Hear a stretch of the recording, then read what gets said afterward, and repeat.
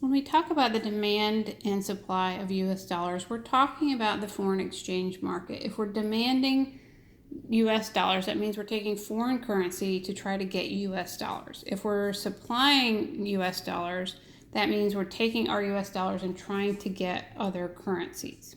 So there's three things that we talk about that will impact the demand for US dollars. The world demand for US exports. If people want to buy the stuff that we're producing, then they have to first take their currency and turn it into dollars. They're demanding dollars. Also, the U.S. interest rate differential, that's the U.S. interest rate minus the foreign interest rates.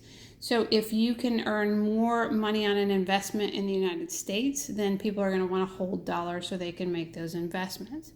And also the expected future exchange rate. So if you think the dollar is going to go up in value, you want to get it now, so when it does go up, you can make a profit from that.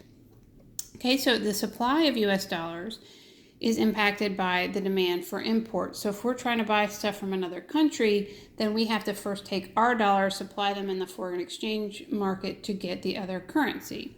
So the more we import, the higher the US supply of dollars. Also, the US interest rate differential, again, that's the US interest rate minus the foreign interest rates. So if you can make more money in a different country, if their interest rates are higher, then we will then supply our dollars to get the other currency.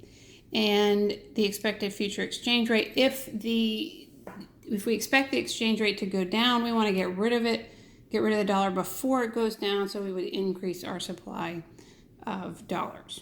Okay, so let's look at some examples here. If other countries buy more of our exports, what's going to happen?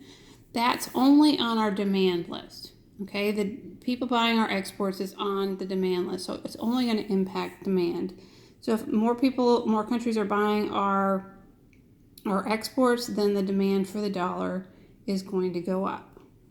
Okay, if the U.S. interest rate increases, that means our interest rate goes up in relation to the other currencies, so more people are going to want dollars, so the demand for the dollar increases. But also, we aren't going to want to supply our dollars to get other currencies, so the supply is going to decrease. Because the interest rate differential is on both lists, it's going to impact both demand and supply. Now, that's the same with the next one. If the foreign interest rates decrease, again, we don't want to buy there, so our supply is going to go down and our demand is going to go up.